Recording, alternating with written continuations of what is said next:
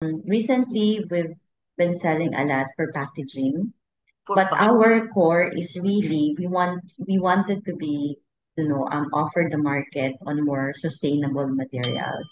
So for a paper to become sustainable, just for your information, is that they has the source should be audited.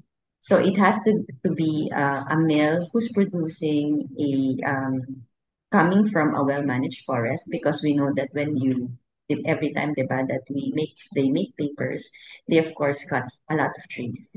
So Yeah. that's why on our part as a trader or as a distributor, what we do is that we really audit our suppliers. First is if they are compliant on FSC, which is Forest Stewardship Council certification. It's a chain of custody wherein it has traces that the mill that's producing the paper and the trader who's distributing, like us, is also FSC certified, and the one who prints it or the printer would be certified as well so that they can put the logo.